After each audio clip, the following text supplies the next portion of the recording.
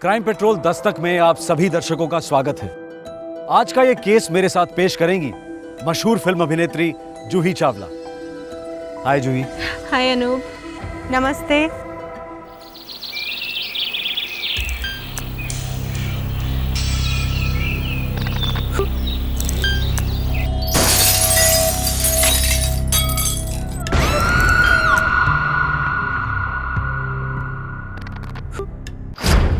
आज का केस शुरू तो हुआ एक आम घरेलू समस्या को लेकर, पति पत्नी के बीच की अनबन।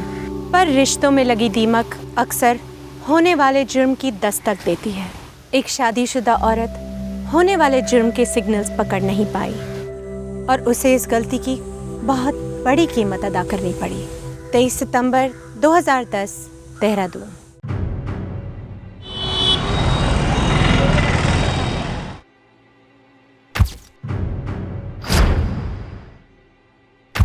अरुंधति, जो तकलीफ़ें तुम्हारे पति ने तुम्हें दी हैं तुमने गिनवाई हैं।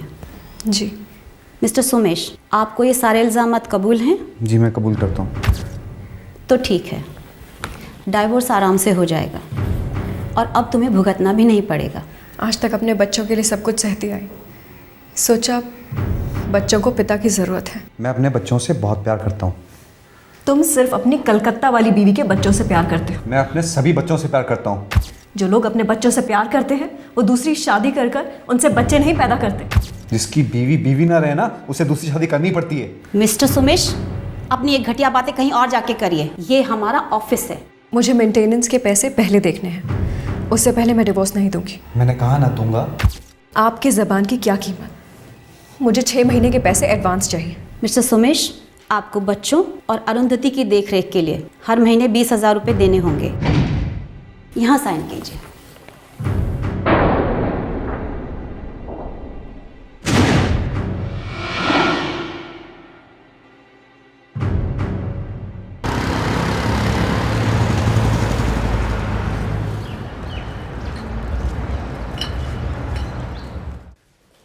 अरुंधति के माता पिता और भैया जानते थे कि अरुंधति की शादी दम तोड़ रही है।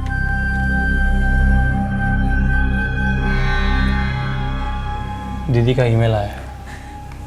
क्या लिखा है? उन्होंने अलग होने का फैसला ले लिया है। सोमेश मेंटेनेंस देगा।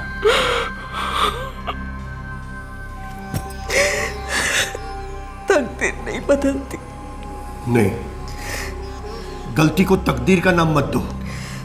ये शादी ही गलत थी। भगवान करे उन दोनों के बीच पहले जैसा सब ठीक हो जाए। अरुंधति और सोमेश के बच्चे छोटे थे, पर अपने माता पिता के बीच घमासान लड़ाइयां देख चुके थे, आदी हो चुके थे। लेकिन इन मासूमों को भनक तक नहीं थी कि उनके मम्मी पापा हमेशा के लिए अलग होने जा रहे थे।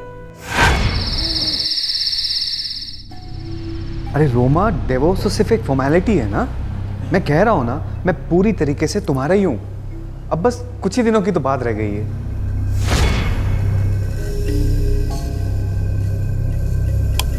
अरे ऐसी बातें मत करो प्लीज। मैं कह रहा हूँ ना, ये शादी एकदम खत्म हो चुकी है। It's finished.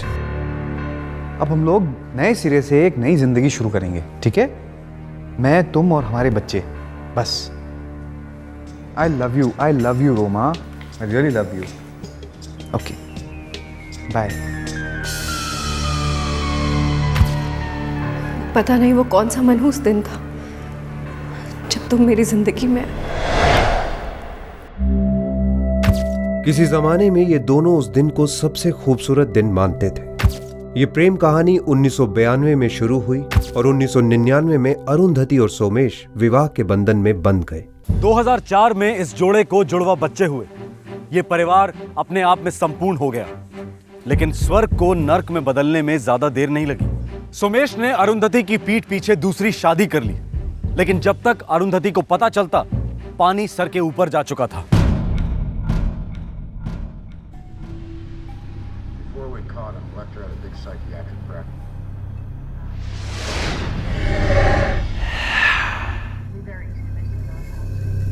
$5,000 चाहिए।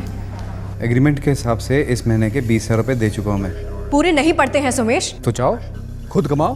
तुम पैसे दे रहे हो या मैं तुम्हारे नाम की कंप्लेंट दर्ज कराऊं? हे, मैं डरने वाला नहीं हूँ, समझी? मैं भी कोई घुट घुट के मरने वाली नहीं हूँ सोमेश।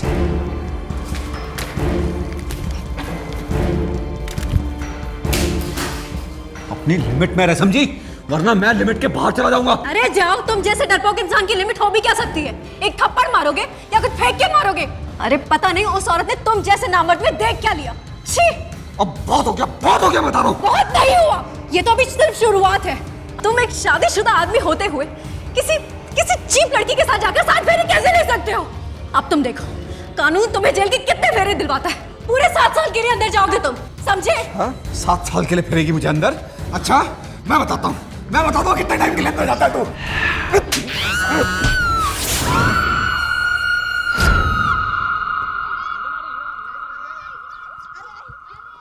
उस खामोश दोपहर को वो चीख किसी ने नहीं सुनी, न पड़ोसियों ने, न बाहर गुजरने वालों ने, और न बेडरूम में सोए दोनों बच्चों ने।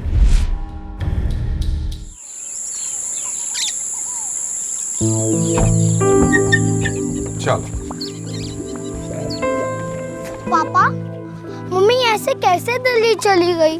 हमको क्यों नहीं लेके गई? बेटा तुम लोग सो रहे थे ना, उनको जल्दी थी इसलिए चले गए। मैं मम्मी से कभी बात नहीं करूंगी। ऐसा नहीं कहते शोना, मम्मी को अपनी मम्मी से मिलने जाना था ना। तुम लोग भी बड़े हो रहे हो, तुम लोग को काफी सीखना सिखाना बाकी है अभी।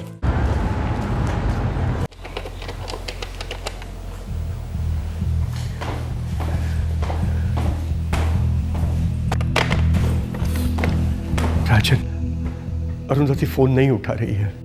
यदि कहीं बिजी होगी बाबा। कल दशहरा था, कल उसने मेरे साथ बात नहीं की। दशहरा होने के बावजूद भी अनु ने अपने बाबा के साथ बात नहीं की। बाबा टेंशन मत लो ना, मैं ऑफिस जाके फोन करता हूँ।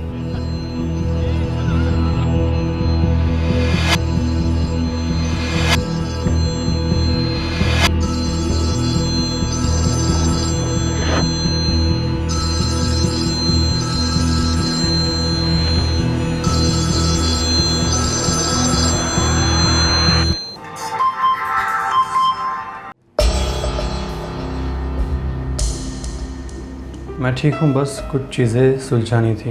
उम्मीद करती हूँ कि दशहरा अच्छा रहा होगा। मैं फिर कभी फ़ोन करती हूँ।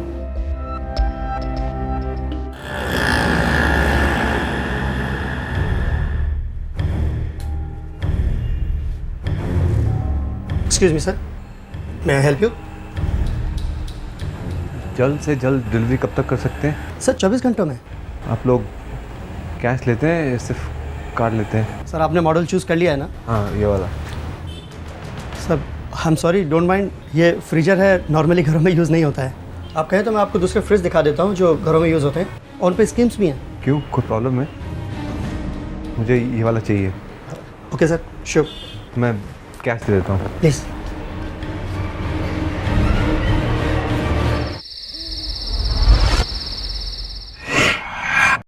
पापा, मुझे रात को ब्रश करना अच्छा नहीं लगता। बेटा ज़िंदगी में बहुत सारी चीज़ें ऐसी होती हैं जो ना चाहते हुए भी करनी पड़ती हैं। आज के बाद रोज़ रात को ब्रश करना है, ठीक है? अब रोज रात को ब्रश करना पड़ेगा? बड़े होकर भी? हाँ, और जब तुम बड़े हो जाओगे ना, तब तुम्हें समझ में आएगा कि पापा ने जो भी कुछ कहा बिल्कुल सही कहा, और पापा ने जो भी कुछ किया ना वो भी बिल्कुल सही किया। अभी चलो ब्रश करो।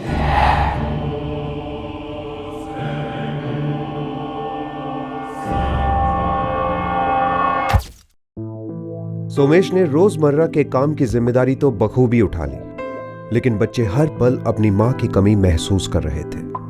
मुझे मम्मी चाहिए, मुझे दिल्ली जाना है। नहीं जा सकते। क्यों?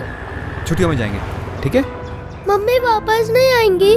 मम्मी हम तीनों के बगैर कैसे रह सकती है? हाँ, फिर छोड़कर क्यों गई? बेटा पापा और मम्मी के बीच में कुछ बातों को लेकर के मिसअंडरस्टैंडिंग हो गई है, इसलिए मम्मी दिल्ली गई है। वहाँ पे आराम से बैठ के सोचेंगी। तब तक पापा है ना तुम्हारा ख्याल रखने के लिए। मेरी बातें समझ रहे हो ना यश, मीनाक्षी?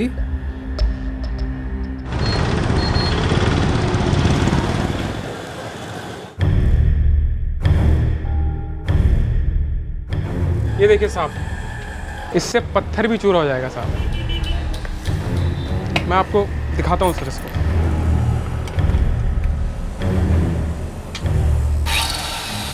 ये कितने का है? ये 3,500 का है सर। अगर आप इसको लेंगे तो इसके साथ आपको 3 ब्लेड मुफ्त भी मिलेंगे। इसको पैक कर दो। ठीक है सर।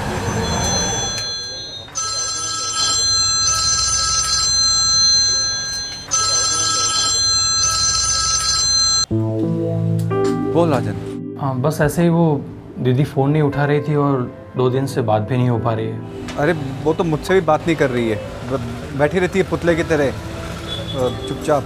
क्यों, सब ठीक तो है ना जीजा जी? हाँ, बहुत बहुत अच्छा चल रहा है साले साहब। वो तुम्हारी दीदी को मेडिटेशन का भूत सवार है। मौन व्रत रखा है उसने, बच्चों से भी बात नहीं कर रही है। अजीब बात है। कब तक चलेगा ये? पता नहीं, कह रही थी कि 3-4 दिन का कोर्स है। अब जब बोलेगी तभी पता चलेगा ना कि कब खत्म होगा। आप दोनों के बीच में जो कुछ भी हो रहा है ना, मम्मी पापा बड़े परेशान हैं यहाँ पर। अरे उनसे कहो मैं कोई राक्षस नहीं हूँ। मैं और तुम्हारी दीदी आपस में पैचअप करने वाले हैं। ये शादी नहीं टूटेगी। थैंक गॉड जीजा जी।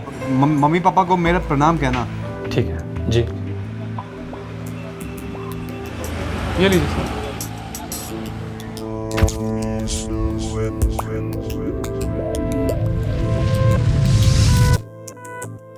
चलो नाश्ता रेडी है, आ जाओ। यू फ्रिज इतनी बड़ी वाली, ऐसा फ्रिज तो आइसक्रीम की दुकान में होता है ना? हाँ, हम लोग भी आइसक्रीम की दुकान खोलेंगे। तुम लोग उसमें काम करोगे ना, तुम लोग को तनख्वाह आइसक्रीम में मिलेगी। आप मजाक कर रहे हैं ना पापा? नहीं। हम इतनी सारी आइसक्रीम खाएंगे तो मम्मी हमें बहुत डांटेगी। तुम्हें जो आइसक्रीम खानी है, जितनी आइसक्रीम खानी है तुम खाना, मम्मी चूं तक नहीं करेगी। पक्का? पक्का। सच? सच। ये लीजिए आपके लिए। ये ले बेटा। मैंने जगन्नाथ जी से कहा था कि मेरी अरुंधति की जिंदगी संवार दे। शुक्र है उन्होंने मेरी सुन ली। ये नसीब वसीब के चक्कर में मत पड़ो, सब ठीक ही होगा। मैं सोच रहा था कि दिवाली के लिए दीदी और बच्चों को थोड़े दिन के लिए यहाँ लेके आते, खूब मस्ती करेंगे। हाँ क्यों नहीं। बहुत अच्छा इरादा है, जल्दी से जाके उसे ले आ। बहुत दिन हुए उसे देखे हुए।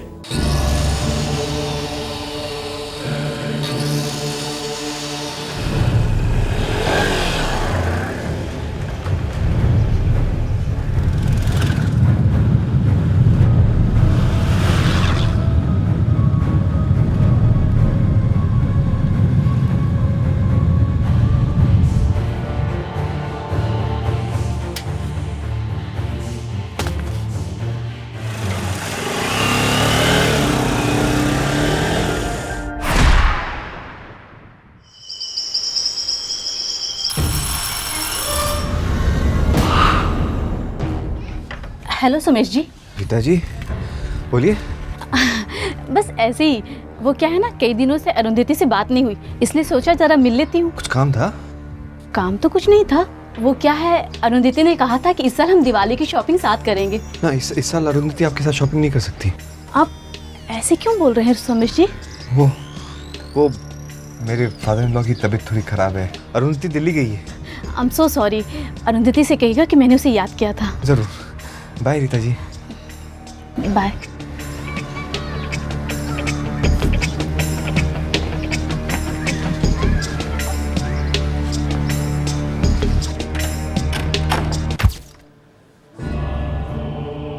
जाहिर है कि सोमेश झूठ बोल रहा था। अरुंधति के माता पिता से झूठ, अपने बच्चों से झूठ और पड़ोसियों से झूठ। सभी लोग जानते थे कि सोमेश और अरुंधति के बीच सब ठीक नहीं है। सोमेश किसी से ठीक से नहीं मिल रहा था और अरुंधति, वो तो मानो गायब ही हो गई थी। अरुंधति कहां थी? क्या हुआ था अरुंधति के साथ? ये सारे सवाल बहुत जल्दी उठने लगे। जीजा जी जरा दीदी का फोन दीजिए। अरे राजन, मैं पहले बोल चुका हूं ना तुझसे। हाँ वो मेडिटेशन, लेकिन उसको तो कितने दिन हो गए। अरे तो अरुंधति को तेरे से बात नहीं करनी है तो मैं क्या कर सकता हूँ इसमें? अरे वो SMS कर सकती है, ईमेल कर सकती है, तो फोन पे क्यों नहीं आ सकती? वो किसी से बात नहीं कर रही है ना। मुझसे नहीं बात कर रही है, तुझसे नहीं बात कर रही है, तेरे मम्मी पापा से नहीं बात कर रही है। तू जानता है ना तेरी बहन कितनी जिद्दी है। जीजा जी मैं उससे कई ज्यादा जिद्दी हूँ। उसे फोन दीजिए। अभी दीजिए। मैं घर पहुंच के देता हूँ। कितनी देर में घर पहुंच रहा है? बस थोड़ी देर में। कितनी देर में जीजा जी? 1 घंटे में बस। खुश? यार तेरी दीदी खामोश हो गई तो तू मुझे क्यों विलन बना रहा है?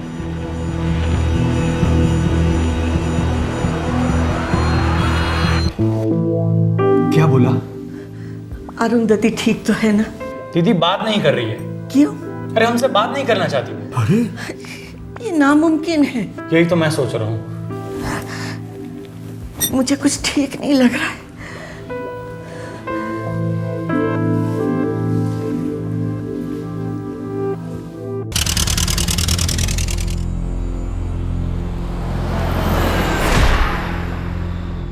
अगले ही दिन अरुंधति का भाई राजन देहरादून पहुंचा।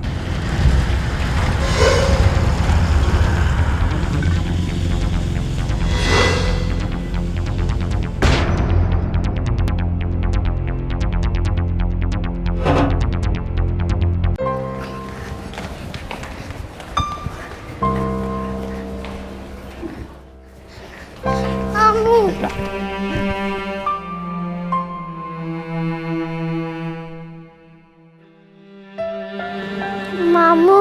हाँ? मम्मी कहाँ है? मम्मी आपके साथ क्यों नहीं आई मामू? मुझे मम्मी की बहुत याद आ रही है मामू। मैं भी आपके साथ दिल्ली चलूंगी। मुझे भी मम्मी से मिलना है। तुम्हें कैसे पता चला कि मम्मी दिल्ली में है? पापा ने कहा था मामू। पापा ने? कब कहा था बेटा? बहुत दिन हो गए जब से मम्मी दिल्ली गई है, तब से। अच्छा बेटा, तुमने मम्मी को दिल्ली जाते देखा था? कोई बात हुई थी? नहीं, तभी हम लोग सो रहे थे। पापा कह रहे थे मम्मी दिवाली में वापस आ जाएगी, पर नहीं आई। मामू, क्या मम्मी हमसे नाराज है क्या? नहीं बेटा, नाराज नहीं है। देखो बेटा, मम्मी बहुत जल्द तुमसे मिलने आएगी, ठीक है? एक काम करो, अभी क्लास में जाओ, पढ़ाई करो, मैं शाम को लेने आता हूँ, ठीक है? जाओ।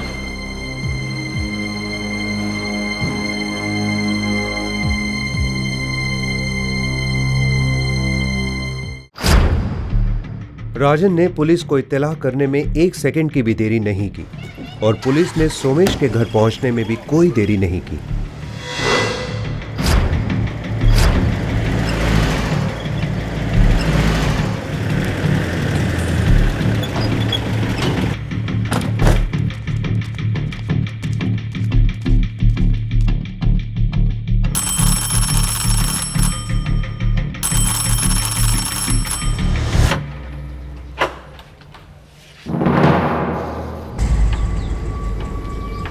मेरी दीदी कहाँ है?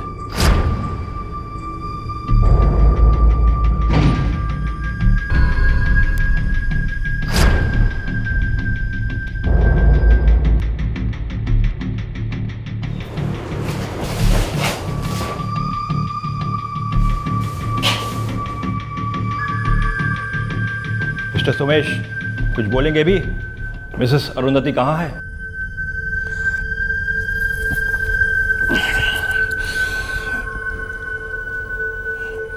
अरुंधति मर गई है।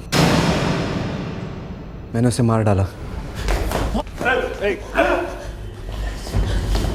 क्या हुआ, क्यों हुआ?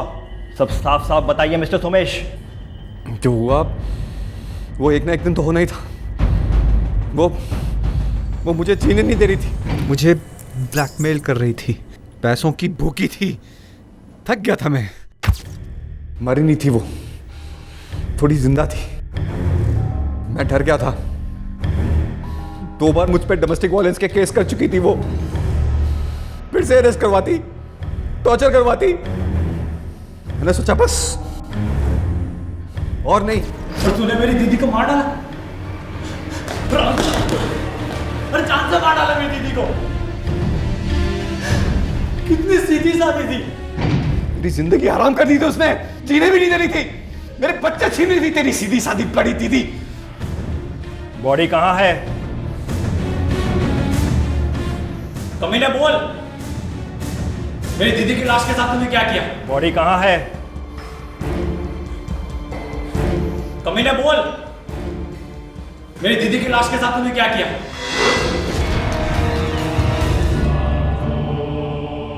2 दिनों तक सोमेश ने अरुंधति की लाश को घर पर ही रखा।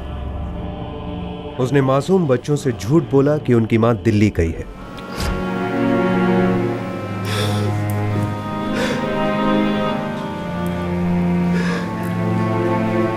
पूरा देहरादून शहर, पूरा देश इस विकृत घिनौने जुर्म की खबर सुनकर सकते में आ गया। एक आदमी अपनी जीवन संगिनी, अपने बच्चों की मां के साथ या किसी दूसरे इंसान के साथ ऐसा कैसे कर सकता है?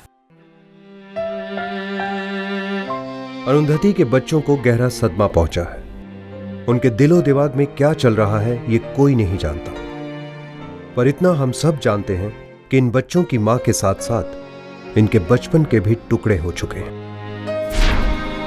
यू फ्रिज, इतनी बड़ी वाली, ऐसा फ्रिज तो आइसक्रीम की दुकान में होता है ना? हम इतनी सारी आइसक्रीम खाएंगे तो मम्मी हमें बहुत डांटेगी।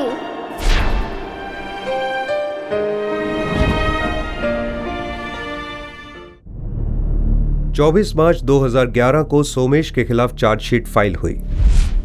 फिलहाल वो जुडिशियल कस्टडी में है।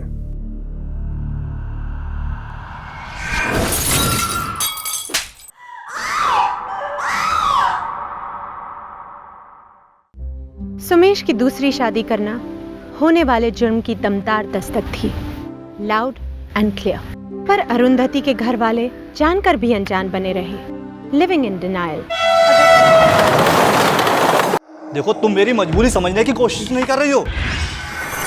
समझने समझाने का वक्त खत्म हो गया। आज के बाद तुमने उस लड़की के साथ कोई भी रिश्ता रखा तो समझो तुम्हारा भी वक्त खत्म हो गया। थोड़ा वक्त तो लगेगा ना। तुम्हें बर्बाद करने में कोई भी वक्त नहीं लगेगा। चुटकियों में हो जाओगे, जानते हो ना तुम। इस दुनिया में हर इंसान का अपना वजूद होता है, अपनी एक खास जगह होती है और वो जगह दूसरा कोई नहीं ले सकता। बात जब रिश्तों की आती है और खासकर मर्द और औरत के बीच के रिश्ते की, तो किसी की जगह लेने की कोशिश खतरे से खाली नहीं। जाहिर है किसी को चोट पहुंचने वाली है और किसी को दर्द होने वाला है। 14 मार्च 2011 मुंबई।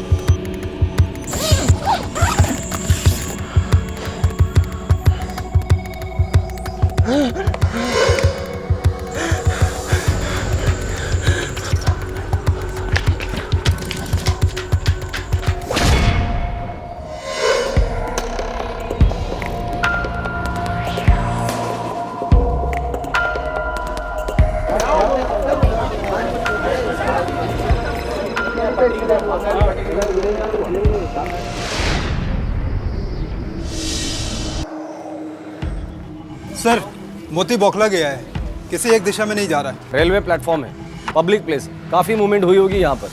सर, बॉडी के ऊपर कोई भी आइडेंटिफिकेशन मार्क्स नहीं है, कोई भी पर्सनल आइटम्स नहीं है। मौत कैसे हुई होगी? शायद गला दबाकर।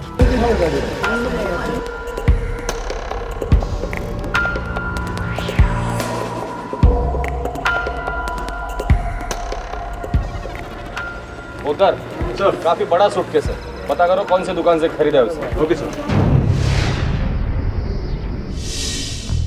एक सनसनीखेज मर्डर। इस केस का नाम सूटकेस मर्डर पड़ गया था। लाश पर कोई भी ऐसी निशानी नहीं थी जो उसकी पहचान करा पाती। पुलिस को किसी भी दिशा में जाने का रास्ता नहीं मिल पा रहा था। Totally open case. कंफर्म है, गले को हाथों से दबाया गया है। और कोई चोटें? रीढ़ की हड्डी पर 2 फ्रैक्चर हैं। मतलब मर्डर के पहले इस तरह पीटा गया था कि इसके पीठ की हड्डी टूट गई। शायद ऐसा नहीं है, मुझे लगता है कि लाश को सूटकेस में फिट करने के लिए हड्डी तोड़ी गई, और वो भी मर्डर के बाद। सर वो सूटकेस बनाने वाली दुकान कुछ पता नहीं चल पाया। एक काम करो, इस औरत का अखबार में फोटो छाप दो। कोई ना कोई तो इन्फॉर्मेशन इस औरत के बारे में हमें मिल ही जाएगी। सर एक इन्फॉर्मेशन और देनी थी। जी कहिए। ये औरत प्रेग्नेंट थी, 4था महीना था।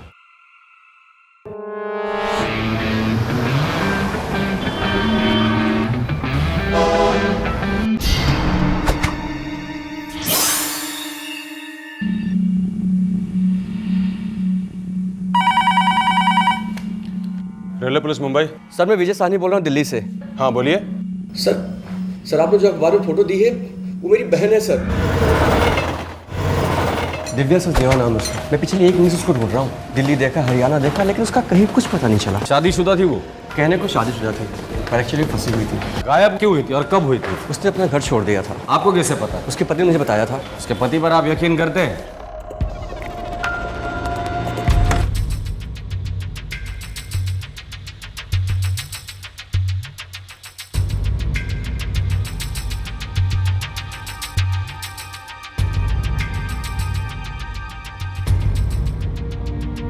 ऐसा लग रहा था कि आखिरकार लावारिस लाश की पहचान हो गई थी, पर जो दिखता है अक्सर ऐसा होता नहीं। पता चला कि ये एक मिस्टेकन आइडेंटिटी का केस था और ये लाश अब भी लावारिस ही थी। सर ये मेरी बहन नहीं है। क्या? पर तुम्ही ने तो कहा था कि सर इसकी शक्ल हूबहू मेरी बहन से मिलती है, लेकिन ये मेरी बहन नहीं है। घूम फिरकर केस फिर उसकी लावारिस चौखट पर आ पहुंचा। वही सवाल फिर गूंज उठा, कौन थी ये औरत? इसका कत्ल क्यों हुआ था? रेलवे पुलिस अब यह पता लगाने में जुट गई कि यह लावारिस लाश मुंबई के सैंडर्स रोड स्टेशन पर पहुंची कैसे। पुलिस के खबरी सुरागों को सूंघने के लिए तैनात किए गए। इस जुर्म की बदबू को पहचानना आसान नहीं था। आखिरकार उस आदमी का पता चल गया जो वो सूटकेस सैंडर्स स्टेशन पर छोड़ गया था। साहब माफ कर दीजिए साहब।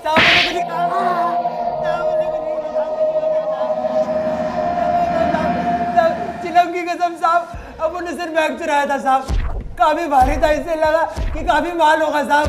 साहब ने जब बैग खोला तो अंदर लपड़ा था साहब, इसलिए अपन वहीं से कट गया साहब। साहब अपन ट्रेन में अकेले भटक रहे था साहब। डोंबी वाली में साहब अपन ने उस बैग को देखा साहब काफी बड़ा बैग था। अपन को लगा उसमें काफी माल होगा साहब। खाली पड़ेला था साहब अपन सामने बैठा था साहब, बिल्कुल सामने। दादर स्टेशन तक कोई मक्की तक नहीं भटकी थी साहब। तभी अपन ने सुपड़ी में हाथ मारा और सैंडर्स रोड पर कल्टी मार गया साहब। सर ये जर्सी तो बर्बाद लगता है। सर इसमें इतनी हिम्मत नहीं हो सकती कि ये किसी औरत का खून कर दे। डोंबिवली, पोद्दार, थाना डोंबिवली हमारा टारगेट एरिया होना चाहिए। पुलिस को जर्सी से कोई खास जानकारी नहीं मिली, पर उसने पुलिस को एक अहम सुराग दिया। उसने सूटकेस ट्रेन में डोंबिवली स्टेशन से देखा था। डोंबिवली और आसपास के सबर्ब्स में पुलिस ने अपनी तहकीकात शुरू की। सारे इलाके में मृतक की तस्वीरें चिपकाई गई।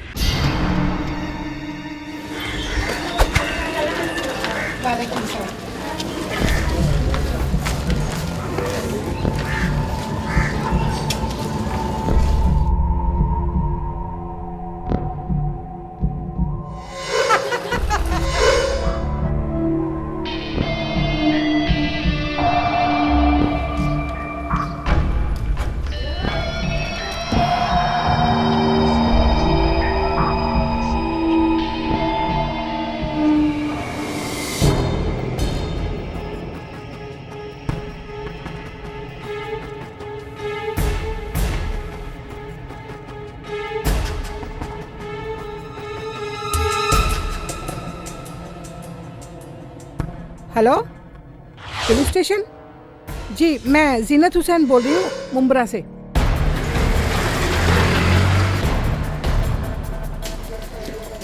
जीनत हुसैन। जी, मैंने ही आपको बुलाया था।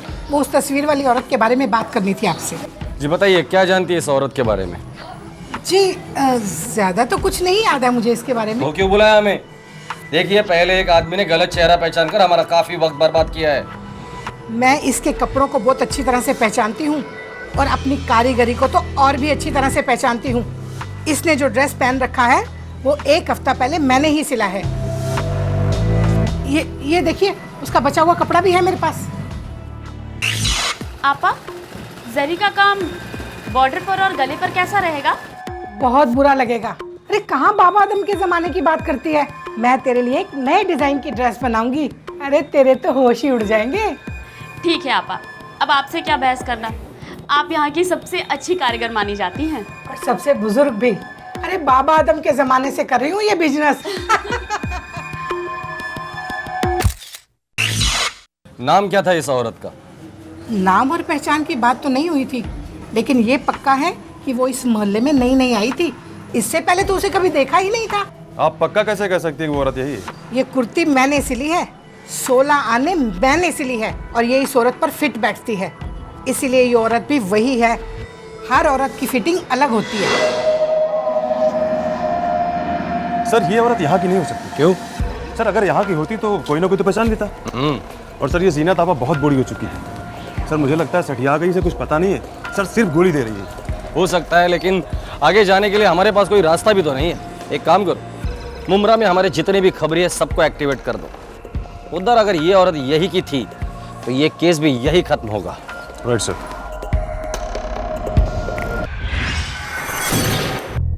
उम्मीद की एक और किरण उभर आई थी। वो औरत शायद पहचानी जाने वाली थी, पर नहीं। पुलिस की सारी कोशिशें ढेर हो रही थी, पर बाबा आदम के जमाने की जीनत आपा की बात 16 आने सही थी। इस लेडीज का नाम रुखसार उल हक है। तुझे कैसे मालूम? अब साहब आपने बताया ना कि 24-25 साल की थी, पेट से थी वो। कोई आता पता है ना साहब? 138/12 सैफुद्दीन नगर में। इधर साहब मुंबई में रहती है। कोई घर वाले, पति? 2 महीने से वो अपनी पति के साथ रह रही थी। तो उसका पति कहाँ है? अब साहब घर पे ताला बंद है। अभी वो लोग इस इलाके में नए नए आए थे। अच्छा, तो तुझे कैसे पता चला रे? हाँ साहब, पड़ोसियों ने बताया कि उसका पति केम हॉस्पिटल में कुछ डॉक्टर है। नाम है सादिक उल हक। सादिक उल हक। आप बेशक हमारा रजिस्टर चेक कर सकते हैं। सादिक उल हक नाम का कोई भी डॉक्टर हमारे एम्प्लॉयमेंट में नहीं है और ना कभी था, और डेफिनेटली मुमरा इलाके से तो बिल्कुल भी नहीं।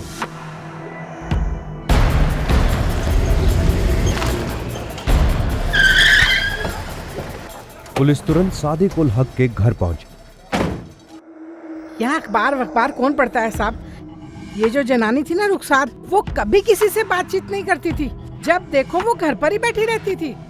अरे सर, उसका शौहर भी किसी से मिलता जुलता नहीं था सर, लाट साहब की तरह रहता था।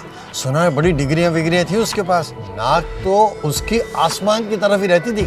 किसी ने तो बात की होगी कभी, कोई रिश्तेदार या कोई तो घर पर आता जाता होगा। जी नहीं साहब।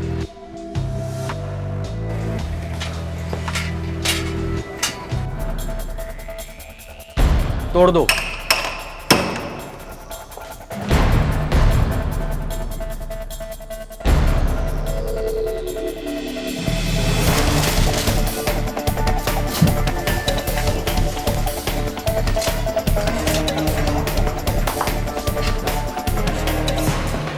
सर इस रेलवे टिकट के अलावा और कुछ नहीं मिला। 16 फरवरी मोतिहारी से मुंबई। हो सकता है ये जोड़ा बिहार से हो, मोतिहारी इलाके का। नंबर उधर पता करो, ये नंबर किसका है।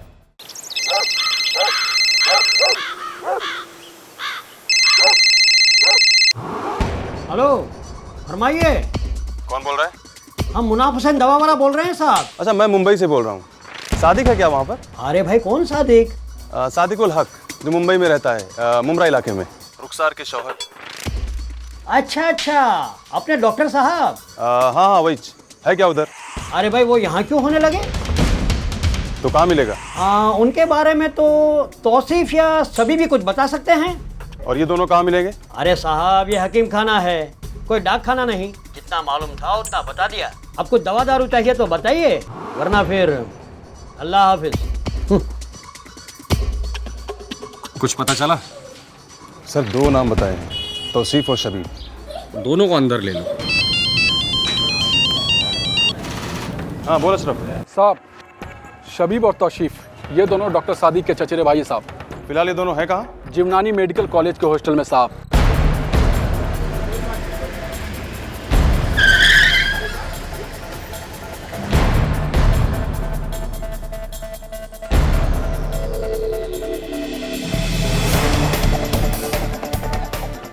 जिवनानी मेडिकल कॉलेज के हॉस्टल से पुलिस ने सादिक के दोनों चचेरे भाइयों तौसीफ और शबीब को पूछताछ के लिए हिरासत में लिया।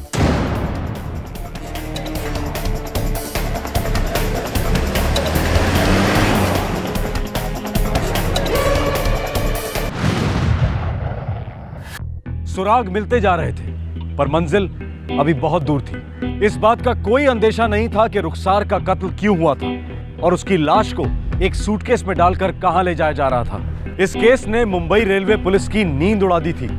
आखिरकार काली रात खत्म होने के आसार नजर आए। तौसीफ और शबीब बोल पड़े। सादिक कहाँ है? हिना के साथ है सर। गर्लफ्रेंड? बेगम सर, सादिक भाईजान की दूसरी बेगम सर। लेकिन आप कल ही तो लौटे हैं। काम ही कुछ ऐसा है, मुझे सुबह तक इंदौर पहुंचना है। फिर हम मुंबई आए ही क्यों? आधे से ज्यादा वक्त तो आप इंदौर और न जाने कहां कहां रहते हैं। आप करते क्या है दरअसल वहां? क्या मतलब है क्या करते हैं? डॉक्टर हूँ, लोगों का इलाज करता हूँ, और क्या करता हूँ? आप डॉक्टर कम और बिजनेस करने वाले ज्यादा मालूम पड़ते हैं। हर डॉक्टर एक बिजनेसमैन भी होता है। अगर तुम पढ़ी लिखी होती ना तो तुम्हें ये सब बातें समझ में आती। खैर, अपनी अपनी किस्मत, क्या कर सकते हैं। सादिक, मेरा 3रा महीना चल रहा है और इस जगह मैं एक परिंदे को भी नहीं पहचानती। मुझे बहुत डर लगता है। मैंने तुमसे कितनी बार कहा है कि चलो मायके छोड़ दूं तुमको, लेकिन तुम हो कि मना करती रहती। मैं क्या कर सकता हूँ? आपसे शादी मैंने मायके में रहने के लिए नहीं की है। मैं आपके साथ रहना चाहती हूँ सादिक, सिर्फ हम दोनों। और पता नहीं फिर ऐसा मौका कब मिले। सादिक, मतलब सादिक अपनी बीवी रुखसार को धोखा देकर एमपी में अपनी दूसरी बीवी हिना से मिलने जाता था। दरअसल सादिक भाईजान अपनी शादी से पक चुके थे और रुखसार से तंग आ चुके थे। और एक दिन रुखसार को पता चल ही गया है? बस बस बस। उस दिन सादिक खंडवा में अपनी दूसरी बेगम हिना के साथ था। हाँ रुखसार बोलो। आप मुझे यहाँ लेने आ जाइए जल्दी। क्या मजाक कर रही हो? इस वक्त मैं कैसे आ सकता हूँ? मैं खंडवा में हूँ। मैं भी खंडवा रेलवे स्टेशन पर ही हूँ, जल्दी आइए। तुम खंडवा स्टेशन पे क्या कर रही हो? सर, सादिक भाईजान की प्लानिंग हमेशा टिप टॉप रहती थी सर। दूसरी शादी में उन्होंने फर्स्ट क्लास छुपा के रखी थी, लेकिन भाभी जान ने पता लगा ही लिया सर उसके बारे में।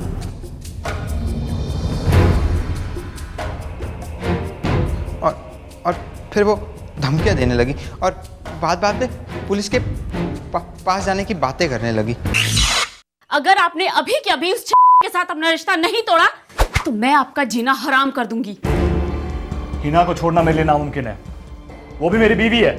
अच्छा, तो मैं कौन हूँ?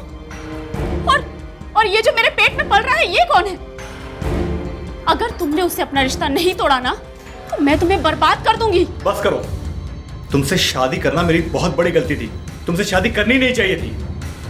मैं उस 2 टके वाली जितनी पढ़ी लिखी तो नहीं हूँ, मगर मेरे हक क्या हैं ये मैं अच्छी तरह से जानती हूँ। अरे वो मेरी तो क्या, मेरी जूती की जगह भी लेने के लायक नहीं है। मैं तो सीधा केस करूंगी। केस? हाँ, केस करोगी तुम? धमकी दे रही हो तुम मुझे? हाँ, मैंने सिर्फ दी है, आप तो बेवफाई कर चुके हैं। मुझे पता है तुम ऐसा कुछ भी अनाप शराब नहीं करोगी। आप मेरे बारे में अच्छे से नहीं जानते। आप बस देखते जाइए कि मैं क्या करती हूँ। जब पुलिस में मामला दर्ज होगा ना तब आएंगे आपके होश ठिकाने। सर, पुलिस के पास जाने की जरूरत नहीं है। तुम जैसा कहोगे मैं करने के लिए तैयार हूं। बस बहुत हो गया, अब पानी सर से ऊपर जा चुका है। मैं इस औरत के साथ और नहीं जी सकता। मैं तो आपको पहले ही कहा था भाईजान, भाभी अपने बराबर की नहीं, निकाह मत कीजिए। आप सुनते नहीं है ना किसी की, अब झेलिए। बस निकाल रहा हूं मैं उसे अपने घर से, अपनी जिंदगी से। लेकिन गांव वाले से क्या बोलेंगे आप भाईजान? बोल दूंगा भाग गई। आप कमाल करते हैं भाईजान। एक झूठ तो आप गांव वालों को बोल चुके हैं कि आप मुंबई में एक डॉक्टर हैं, लेकिन गांव वालों को आप ये नहीं बोल पाएंगे कि एक 4 महीने की गर्भवती औरत कहीं भाग गई। हजारों सवाल पूछेंगे लोग, उंगलियां उठाएंगे आपके ऊपर। उंगलियां नहीं उठेंगी तौसीफ, क्योंकि अगर उंगलियां उठेंगी भी ना तो दिखाई नहीं देंगी, क्योंकि रुखसार दिखाई नहीं देगी। आप क्या कहना चाह रहे भाईजान? तुम दोनों मेरा साथ दोगे ना?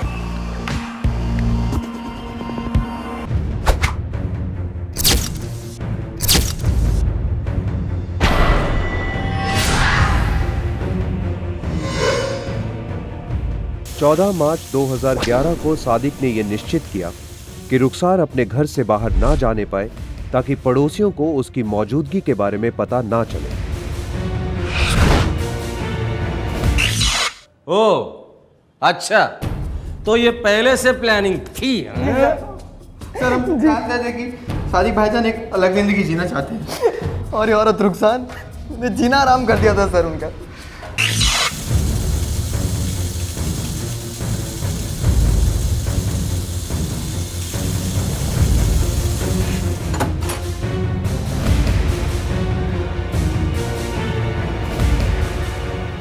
रात हो जाए बस। भाईजान लास्ट में फिट नहीं होगी। फिट होगी।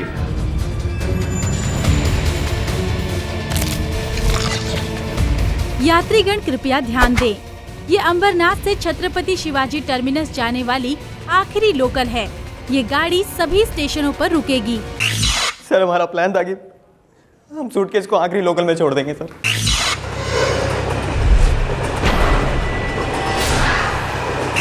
सर रुखसार भाभी और भाईजान को मुंबई आए मुश्किल से 2 महीने हुए थे। भाभी जान और भाईजान को कोई नहीं जानता था सर।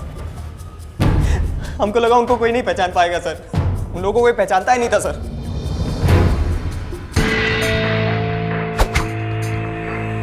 सादिक को खंडवा में धर लिया गया।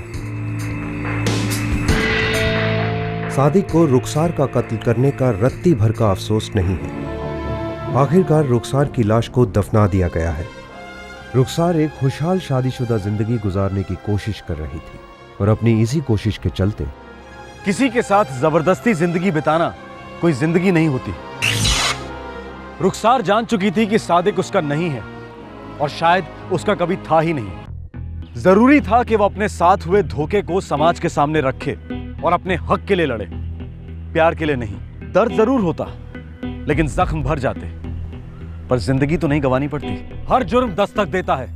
ध्यान से सुनिएगा, जानें बच सकती हैं। फिर मिलेंगे। जय हिंद। क्राइम पेट्रोल्स के और भी दिलचस्प कहानी देखने के लिए हमारे चैनल को सब्सक्राइब करें और बेल आइकॉन दबाना न भूलें।